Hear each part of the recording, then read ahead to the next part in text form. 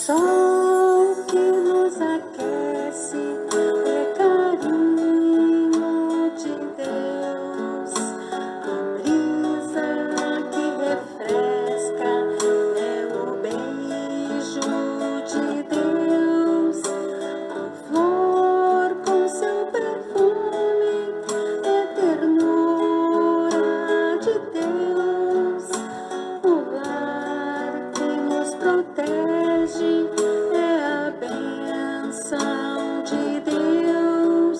Deus bom Pai nos ajude a acordar a razão, despertar, compreender e numa prece agradecer. Deus bom Pai nos ajude a acordar a razão, despertar, compreender e numa prece agradecer.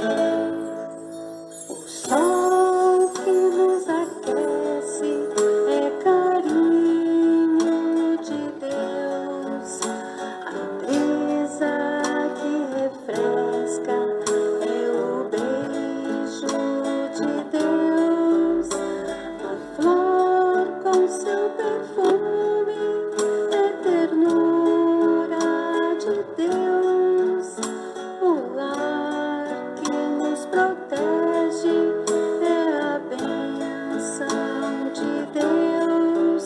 Deus bom Pai nos ajude a acordar a razão, despertar, compreender e numa prece agradecer.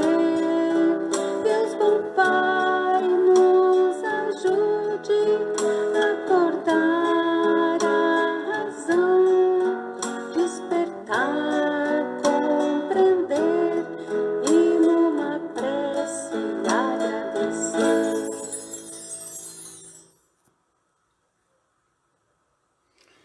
Muito bem, sejam bem-vindos a mais um trabalho da exposição online.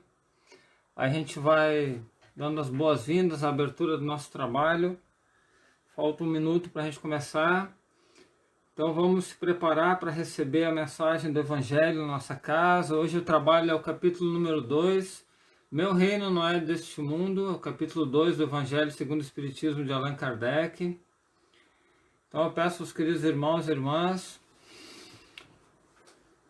que permaneçam conosco nesses minutos. Hoje nós mudamos um pouco o formato do trabalho. Hoje ele durará 40 minutos. A gente vai ter música, a gente vai falar sobre o capítulo, e a gente vai orar ao final e também fazermos as nossas irradiações, as nossas preces e irradiações.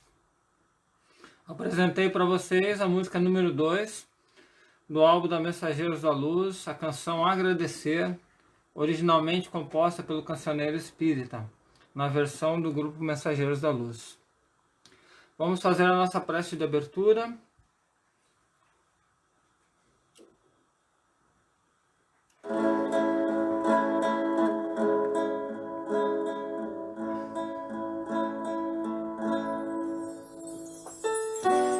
Aquietando os nossos corações neste momento, buscando a presença de Deus em nosso lar, a presença dos bons espíritos na nossa família, abrindo a porta da nossa casa através da prece para a presença dos espíritos de luz.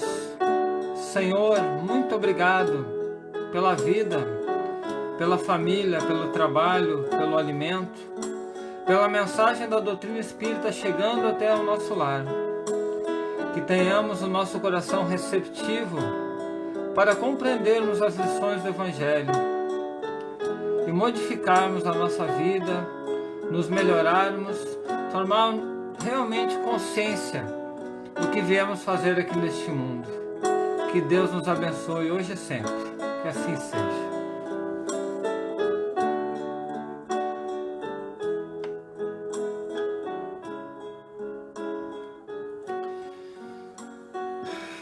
Então vamos começar o nosso trabalho falando do Evangelho. Vamos ler aqui um trecho do Evangelho.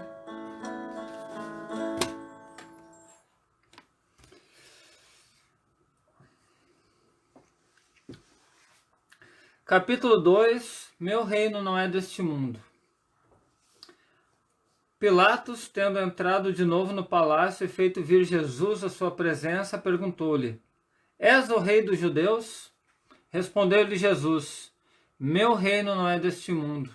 Se o meu reino fosse deste mundo, a minha gente houvera combatido para impedir que eu caísse nas mãos dos judeus. Mas o meu reino ainda não é aqui. Disse-lhe então Pilatos: És, pois, rei? Jesus lhe respondeu: Tu o dizes, sou rei. Não nasci, não vim a este mundo senão para dar testemunho da verdade. Aquele que pertence à verdade, escuta a minha voz. Está registrado como referência bíblica em João capítulo 18, versículo 33, 36 e 37. Então o primeiro item é sobre a vida futura. Nós sabemos que Jesus, na sua época, não poderia dizer tudo que nós teríamos capacidade para compreender, né? Mas que todas as lições de Jesus, as máximas, os preceitos morais, toda a compreensão dos ensinamentos de Jesus parte do princípio da vida futura, porque Jesus se referia à vida do Espírito, à vida verdadeira, à vida espiritual. Aqueles que não entendem Jesus, que não têm Jesus como guia, nem como modelo, ou que veem Jesus apenas como uma figura histórica, não o compreendem. Muitas vezes é por esse detalhe, por Jesus se referir à vida espiritual.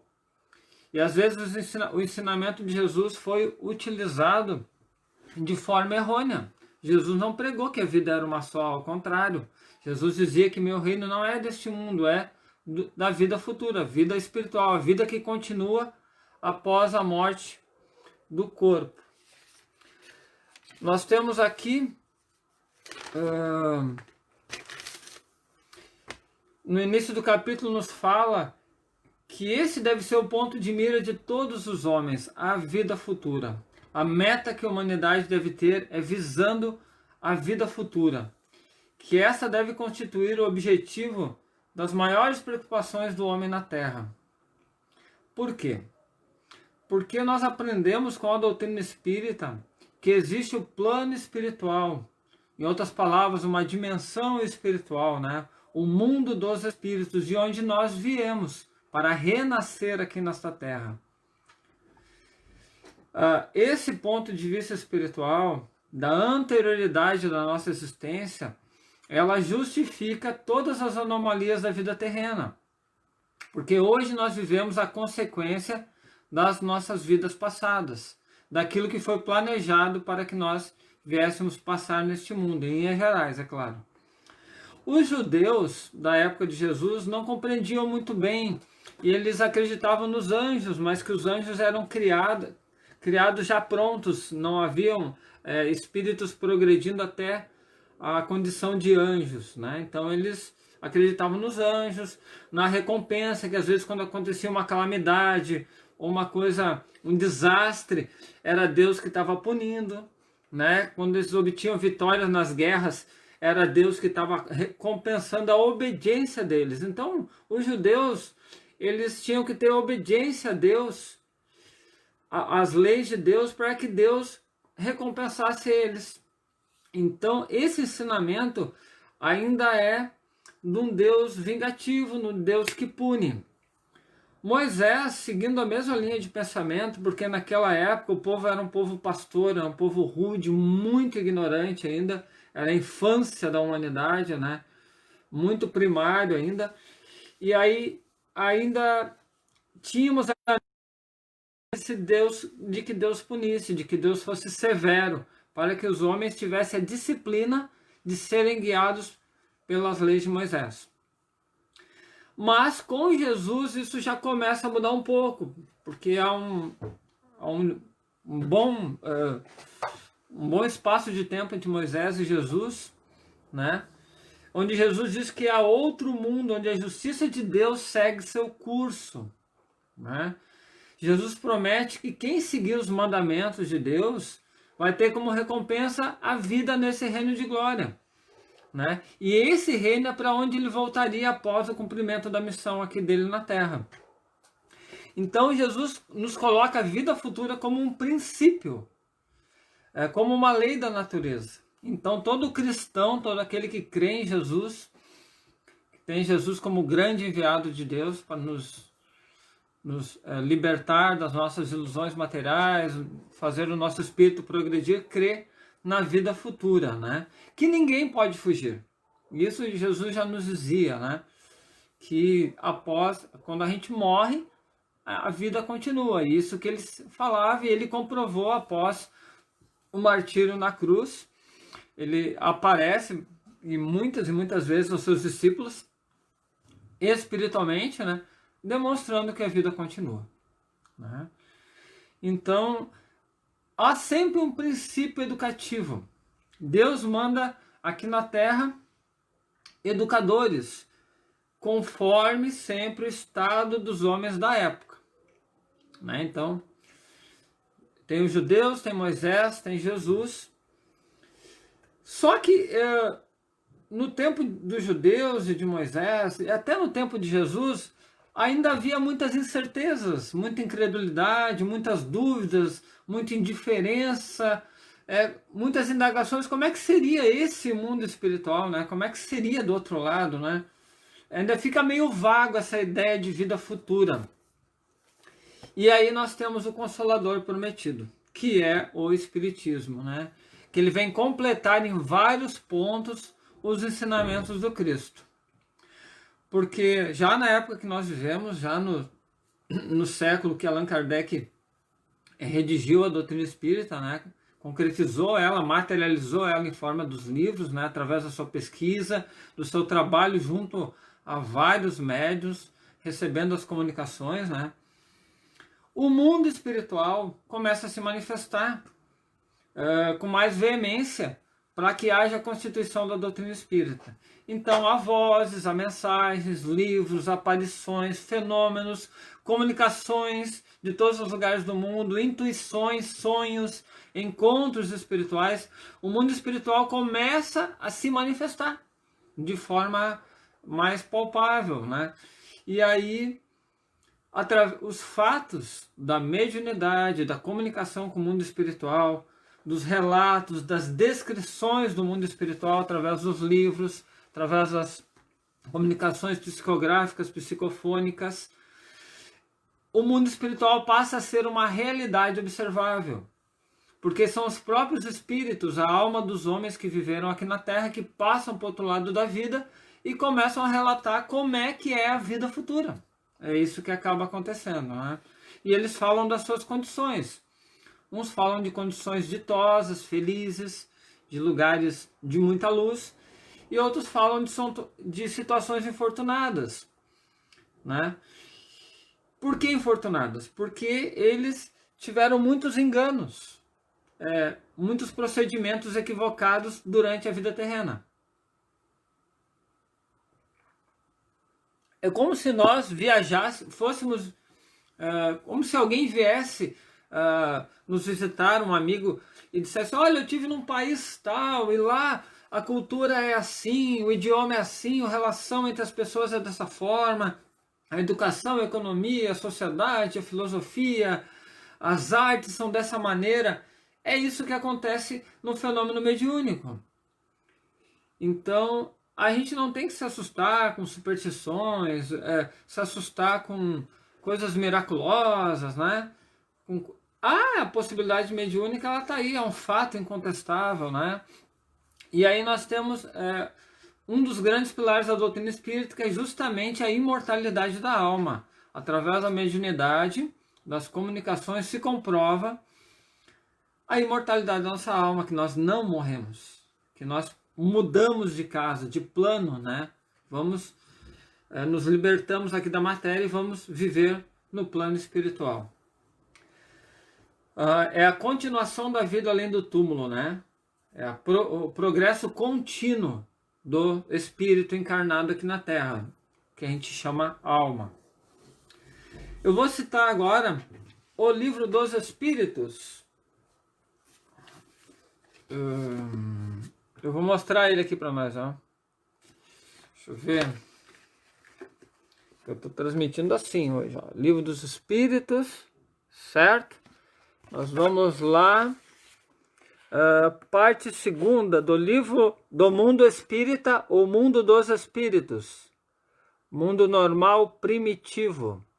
Nós vamos no item 84, 85, 86, 87 as questões. Vamos ver o que diz. Então, na questão 84, Allan Kardec pergunta: os espíritos constituem um mundo à parte, fora daquele que vemos? Eles respondem: sim, o mundo dos espíritos, ou das inteligências incorpóreas. Questão 85. Qual dos dois, o mundo espírita ou o mundo corpóreo, é o principal na ordem das coisas? O mundo espírita, que preexiste e sobrevive a tudo. Questão 86. O mundo corporal poderia deixar de existir ou nunca ter existido, sem que isso alterasse a essência do mundo espírita? De certo, eles são independentes. Contudo, é incessante a correlação entre ambos, porquanto um sobre o outro incessantemente reagem. Para finalizar, a questão 87. Ocupam os espíritos uma região determinada e circunscrita no espaço?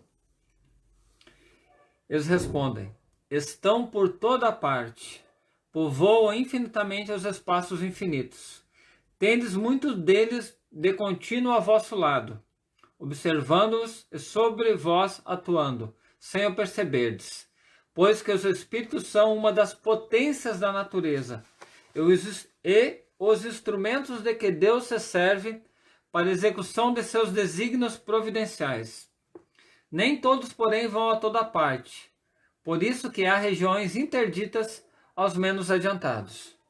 Eu acabei de ler o título Mundo Normal Primitivo, que é o mundo espiritual de onde nós viemos. E se nós viemos de lá, né, desse mundo natural primitivo que se chama mundo espiritual, é porque nós somos espíritos. E é isso que a gente vai dar uma pausa na nossa reflexão para sentir um pouco o que a letra dessa música tem a nos dizer, né?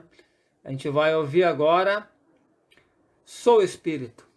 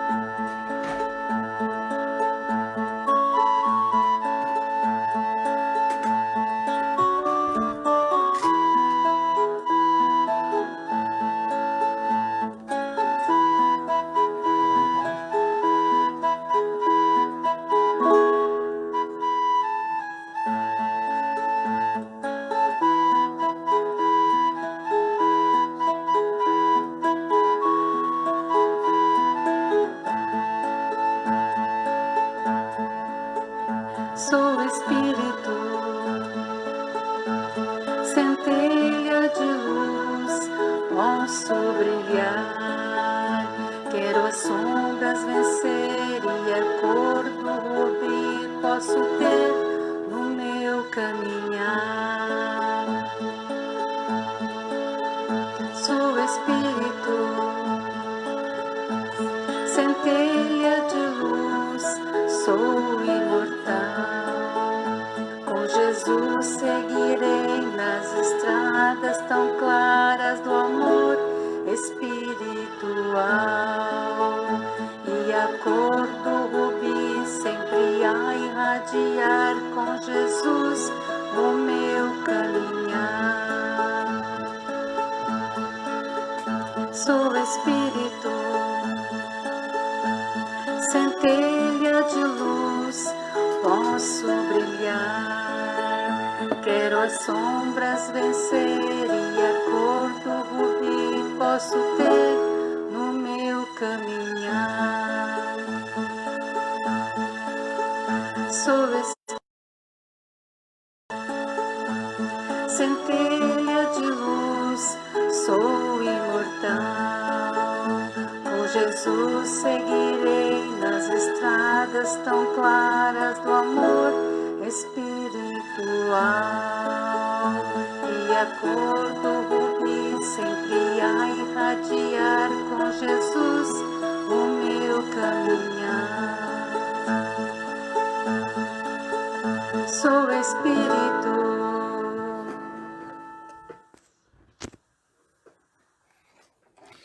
Muito bem, somos espíritos, né? Essa é a grande verdade. Somos almas encarnadas aqui na Terra.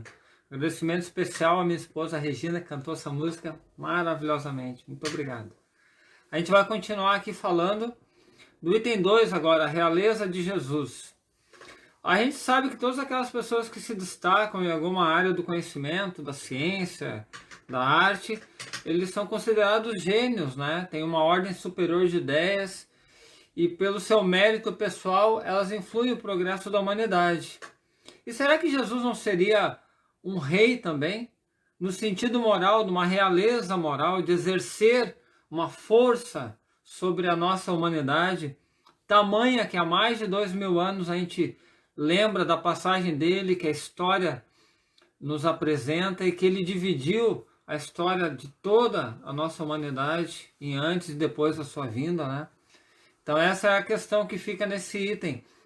Sobre esse aspecto, o aspecto da realeza moral, dos ensinamentos, da grandeza, da essência dos ensinamentos de Jesus, sobre esse aspecto, não é Jesus mais poderoso rei do que os potentados da terra? Porque muitos reis, né, reis de nascença, de sangue, que tiveram os seus reinados sobre o povo, não tiveram tanta luz quanto Jesus, né? Que mesmo após a morte física dele, a volta dele ao plano espiritual, nós recebemos muita luz ainda, muitas vibrações. Jesus ainda está conosco, é o nosso Jesus espiritual, né? E Jesus responde a Pilatos, né? Sou rei, mas o meu reino não é deste mundo. Comprova a sua superioridade moral, né? A gente vai para a questão, o ponto de vista. Tá? Então, quanto mais a nossa ideia for clara e precisa sobre a vida futura, mais inabalável é a nossa fé no porvir, a nossa fé no futuro. E há consequências sobre a moralização dos homens. Né? Então, nós temos agora do lado vida espiritual, vida material. Nós estamos aqui na matéria. Tem vicissitudes, a gente tem incidentes, a gente tem preocupações, existe a morte, enganos, decepções, orgulhos, vaidades, angústias, tormentos, torturas. O mal ainda se manifesta muito presente na nosso mundo. E de que maneira nós encaramos isso, né? O ponto de vista que nós nos colocamos. Se nós nos colocamos do ponto de vista que nós fomos criados no momento do nascimento e que a vida ela é apenas uma e a gente só tem uma chance de acertar, e a gente olha para esse mundo todo desigual, a gente diz, bah, não vai dar. Né? Não é justo, não há justiça, né? Não há justiça nesse mundo, né? E alguns se apegam ao seu eu, ao seu egoísmo muito forte e lutam para vencer, mas não vencer a si mesmo, a vencer os outros. E aí a vida acaba sendo uma competição, uma correria, uma disputa, né? Uns se apegam ao dinheiro, achando que o dinheiro pode resolver todos os problemas. E correm atrás para conseguir trabalhar e trabalhar mais, e esquecem do afeto, esquecem do sentimento, esquecem da alegria de viver, esquecem de contemplar a natureza e de reconhecer a existência do Criador. Então a nossa humanidade, e no livro conta, né? Se a gente está dentro de uma cidade, a gente está, parece assim um aperto de gente, né? Um formigueiro, né? E se a gente olhar essa cidade de cima de uma montanha, vai no lugar mais alto da tua cidade, por exemplo, e olha de lá as construções, não parece um pequeno formigueiro ou estrelas assim durante a noite? Parece, né? Então, não é tanto mal assim, né? Se a gente tiver um ponto de vista espiritual e olhando, olha, tudo que me acontece é para o meu bem, tudo que acontece é para educar minha alma. Se alguém me incomoda porque eu preciso me adequar a isso, eu preciso de alguma forma perdoar essa pessoa, me perdoar, aprender a amar a vida, amar a minha existência, tomar consciência das coisas que eu preciso fazer, do meu desenvolvimento moral e espiritual. E aí tem uma assertiva muito grande aqui. A importância dada aos bens terrenos está sempre em razão inversa da fé no futuro. Então, se acontece uma calamidade, né? Aqui diz também que às vezes a gente dá muito valor, a gente valoriza muito o negativo que aconteceu. Às vezes é uma tempestade no copo d'água, né? Ah, porque eu perdi isso, porque eu perdi aquilo. Não, peraí, a vida foi preservada, né? Ah, aconteceu isso. A gente passa a compreender melhor as situações que nos acontecem e não valorizar tanto o lado negativo dela. Valorizar o que ela tem para nos ensinar. Se isso está acontecendo contigo, com a gente, na nossa vida, então há uma razão de existir. Há um aprendizado nisso, né? A gente deseja bem-estar. Então, nosso desejo de bem-estar, a gente faz melhorar tudo. A gente melhora a parede da casa, a gente melhora o sinal da internet, a gente melhora o celular, a gente melhora a roupa. E a gente melhora também a nossa parte intelectual, buscando estudar, buscando aprender. Vai melhorando a nossa vida materialmente, né? Porque a gente tem o instinto de progresso, o instinto de conservação. A gente tem e procura manter as coisas funcionando. Porque como tema, né, do ESE, até deu uma coincidência bem legal, né? Vou repetir uma aula do ESE que a gente teve na semana passada, que foi sobre o trabalho, que o trabalho tem 3 objetivos, né? Ou você trabalha por necessidade, ou você trabalha por gosto, ou por dever, né? Talvez as 3 juntas também, né? Acho que é mais... né? Então quem coloca na vida presente, na vida atual, toda a importância... Quando perde uma coisinha de nada é um desastre, né? Mas quando tu sabe que a vida vai continuar, que o que tu tá passando, tu tá no trajeto, faz parte da caminhada, né? Então, tu minimiza o problema, tu minimiza a dor, o sofrimento, né? E a vida futura, para quem tem essa visão espiritual, é como se fosse uma pessoa rica que perde uma quantia de dinheiro, ou leva um carro, ou acontece alguma coisa, e ele... tá bom, eu fiquei um pouquinho triste, mas tudo bem. Quem tem a fé no futuro. Quem não tem a fé no futuro é como se fosse uma pessoa pobre, que perde uma coisinha de nada e se desespera. Faz um escarcéu porque perdeu uma coisa que é substituível, que pode recompensar depois, né? Deus não condena os gozos terrenos. Deus não condena uma boa comida, uma boa casa. Deus não condena as pequenas alegrias que a gente tem, né? O que Deus condena é o abuso. É o abuso de tudo isso, entendeu? Essa busca incessante que o homem tem pelo prazer, prazer, prazer, prazer, prazer. E aí, quando acontece uma contrariedade, ele se revolta, né? Acaba sendo rebelde, né? A doutrina espírita, ela dilata, ela amplia a nossa visão do futuro, ela nos esclarece, nos consola, né? A gente sabe que através do filme de Chico Xavier, as mães de Chico, né?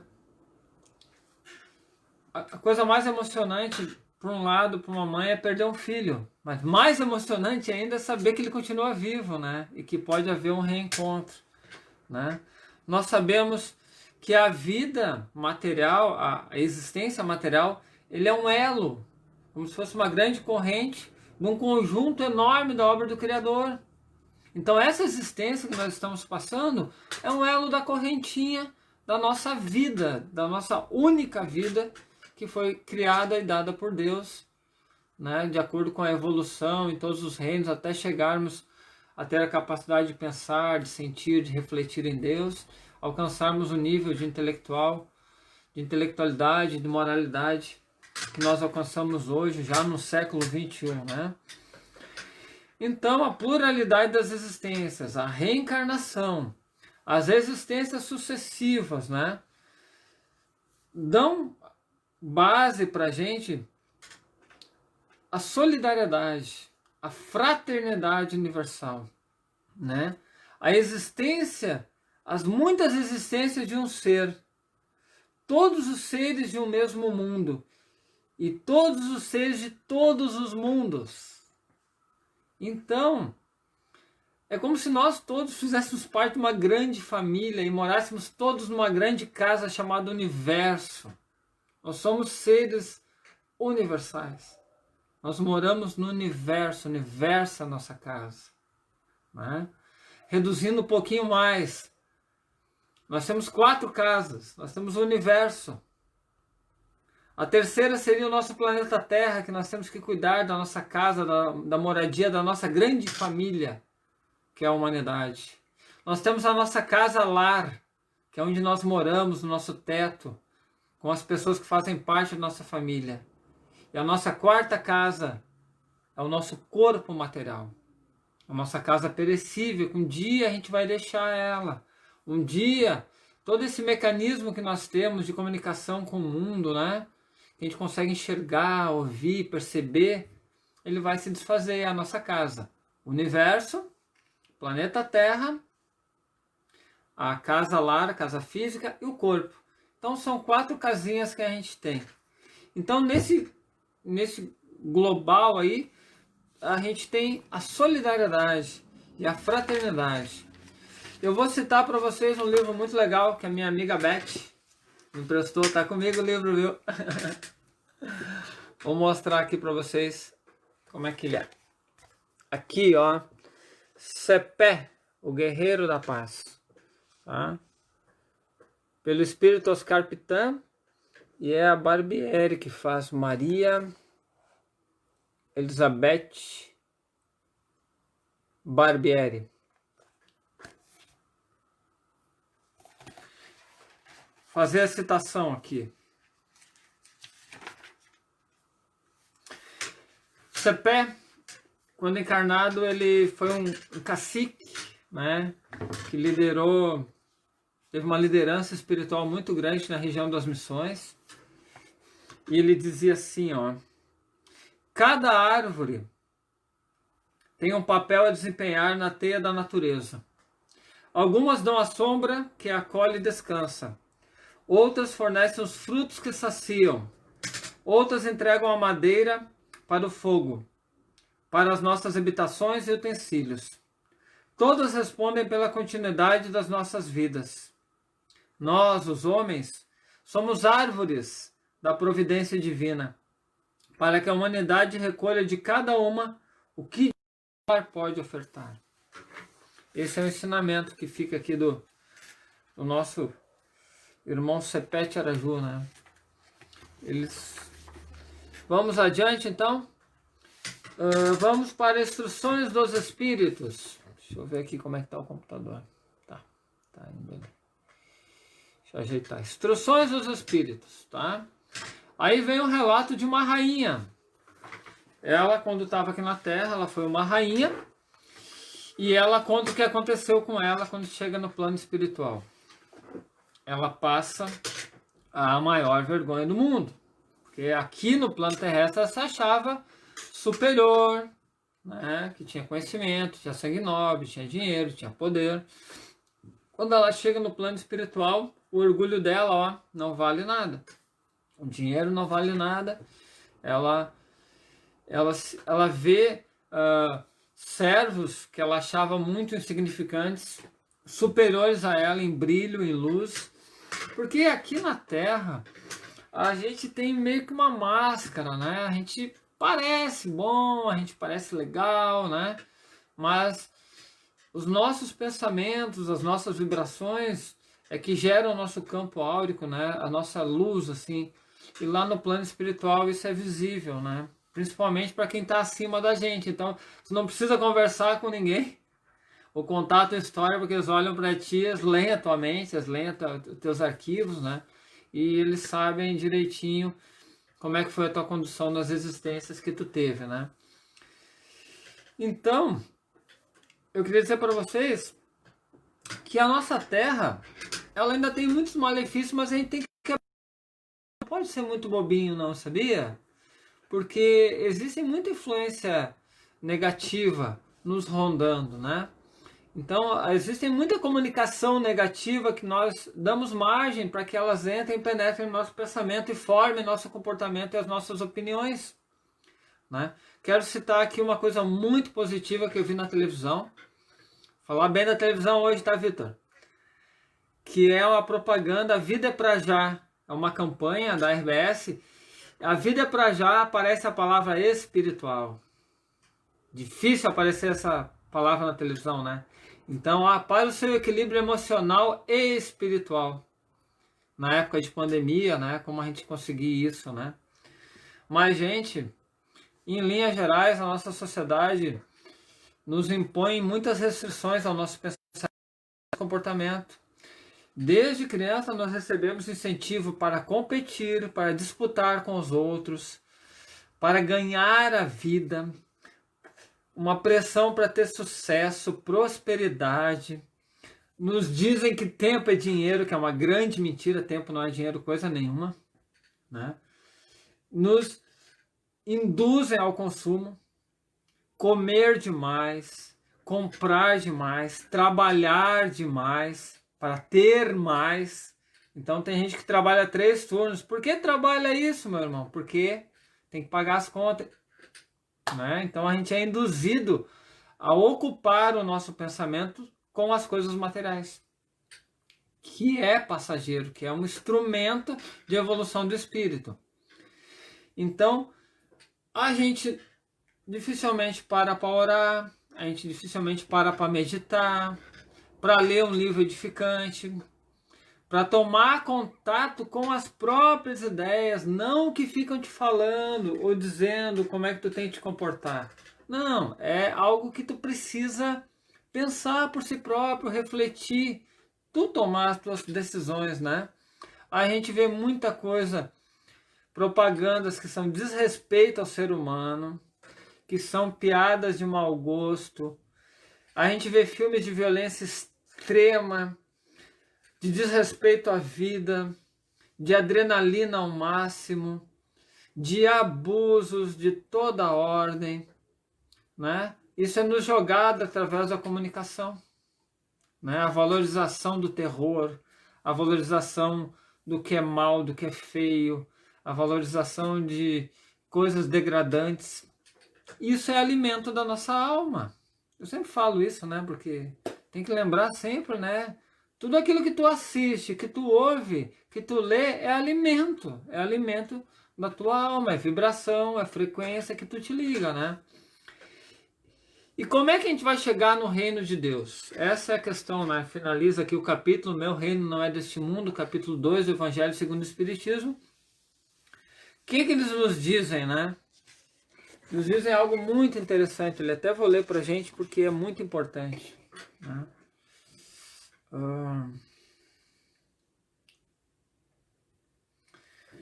Ó Jesus, tu disseste, teu reino não é deste mundo, porque é preciso sofrer para chegar ao céu, de onde os degraus de um trono ninguém aproximam.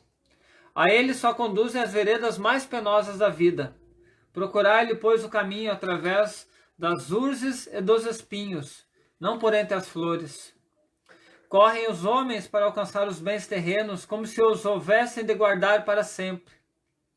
Aqui, porém, todas as ilusões se somem. Cedo se apercebem eles de que apenas apanharam uma sombra e desprezaram os únicos bens reais e duradouros, os únicos que lhes aproveitam na morada celeste, os únicos que lhes podem facultar acesso a este mundo, a esse reino de Deus, né? O Sepet Araju nos fala que O grande anseio do espírito humano é a paz. Todos nós, todos os seres, ansiamos pela paz. Vivermos em paz com a nossa consciência, em paz com os outros, em paz com a nossa forma de ser, de sentir, de viver, de nos manifestarmos nesse mundo. O maior anseio do espírito humano é a paz.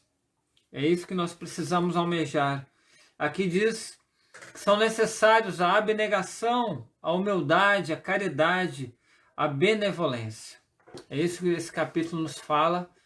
É um capítulo que foi colocado como segundo do Evangelho pela importância que é de nós sabermos da vida espiritual. Nós sabemos da vida futura para nos prepararmos para essa vida futura já nessa terra, já nessa encarnação, nos espiritualizando, já procurando nos espiritualizarmos, já procurando nos ligarmos a Deus, a Jesus, aos bons espíritos, aos mensageiros da luz, aos irmãos de caridade, aos irmãos de boa vontade, a todos os trabalhadores da luz que vêm nos alertar, nos chamar a atenção todos os dias. Às vezes é um sinal que a gente recebe, é um pensamento, é uma visita à noite, ou quando a gente acorda com uma ideia, é uma pessoa que nos fala, que nos conversa. É a espiritualidade agindo, te buscando para a luz, né? E o grande caminho é a prece. A prece é a nossa ligação, nosso Wi-Fi com Deus. É o momento que eu abro o meu coração e falo com o Criador, essa força suprema, essa justiça, esse amor que existe além de qualquer bandeira separatista, de qualquer partido político, de qualquer raça, nacionalidade. A gente tem que parar com essas loucuras de aceitar a briga, a provocação. Ah, porque é paulista, ah, porque é gaúcho, ah, porque é americano, porque é russo, porque é chinês. Não, não existe isso. Isso é uma bobagem muito grande que criam para a gente ficar brigando, se disputando. Ah, porque é rico, é pobre. Não, não existe isso. Todos somos seres humanos. Porque é branco, porque é pobre, porque gosta disso, daquilo. Não, não interessa. Nós somos bombardeados todos os dias a competir. Competir. Primeiro lugar, competir. Primeiro mundo, segundo... Não existe isso. É um mundo só, um planeta só, uma só família. A gente tem que parar com esses separatismos, com esses pensamentos de competição. Porque a partido A, a partido B, não. Só existe um partido que é o amor, que é a justiça, que é a fraternidade, que é o bem comum da coletividade. Vou citar aqui para vocês, está na nossa página do Facebook, as 3 orações, uma história muito bonita do irmão X. Eu não vou contar porque não dá tempo, mas assistam o vídeo que a gente está produzindo. Quero convidá-los também a conhecerem a nossa playlist ali da Mensageiros da Luz, um trabalho da nossa casa. O trabalho é nosso, é para todos nós. E eu quero convidar vocês para a prece, né? E a prece tem que ser um hábito. Que nem escovar dente, gente. Que nem a gente cuida dos dentes, prece, tem que cultivar o espírito. Tu escova dente de manhã? Tu escova dente meio-dia? Tu escova dente de noite? Então faz prece de manhã, de tarde, de noite. Entendeu? Se tu trabalha numa empresa e tu tem uma reunião marcada, um horário, por que se marca horário nas reuniões? Para te encontrar com as pessoas. Não é isso? Então, quando a gente marca um horário para uma prece, tu marca um encontro com a espiritualidade. Então eles vêm até a tua casa. Por isso nós temos o Evangelho no Lar uma vez por semana. Nós temos também prece com um horáriozinho da manhã, na hora que desperta, perto do café. Tem um horáriozinho de prece na hora que vai dormir. Quanto mais tu te conectar com a espiritualidade, melhor. Porque a espiritualidade nos protege, nos ampara de todo o mal que pode vir sobre ti, sobre a tua família. Quando o mal vai chegar, tu está protegido. Tu está orando. Tu está fazendo isso de coração. Tu está cultivando o hábito da prece. Tu está fazendo uma cultura espiritual, um hábito espiritual. Então nós vamos preparar agora para fazer a prece. Eu vou colocar uma canção, que é a canção... Deixa eu achar aqui. Tá. Deixa eu abrir ela aqui direitinho. Eu vou colocar para nós. A gente vai se colocar numa posição respeitosa. Encerrar o nosso trabalho com preces e radiações.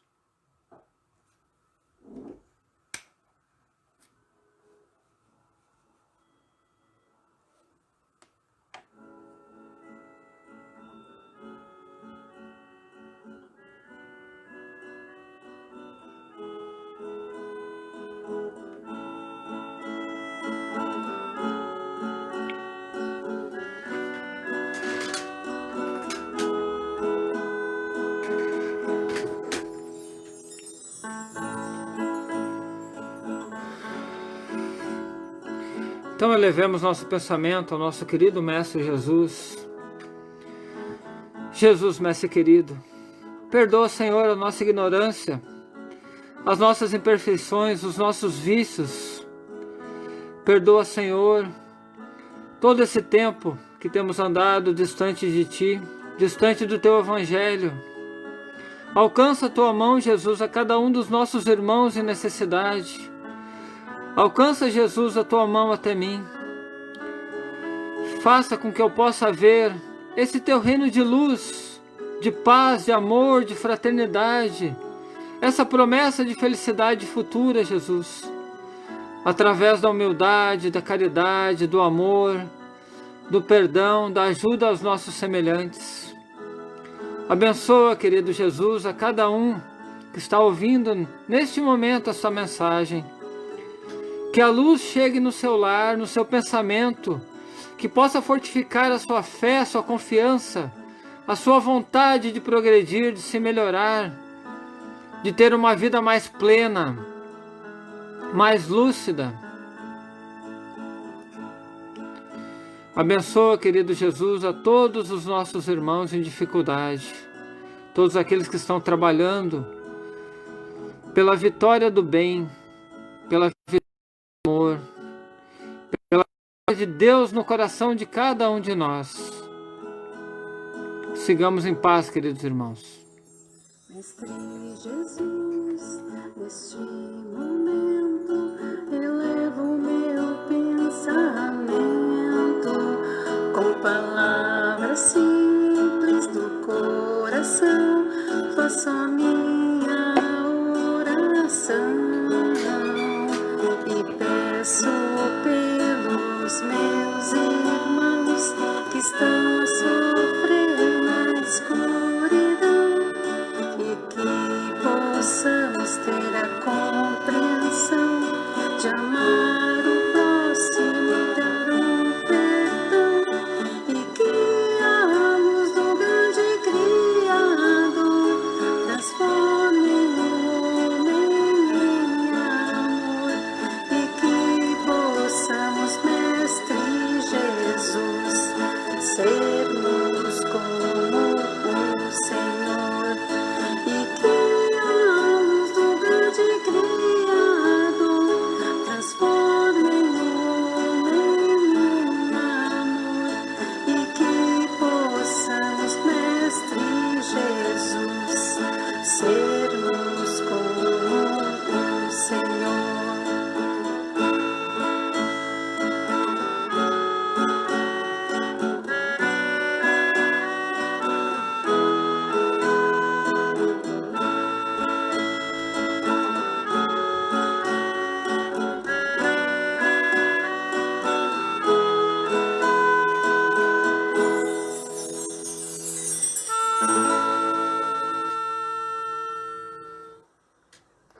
Muito obrigado pela atenção, pelo carinho.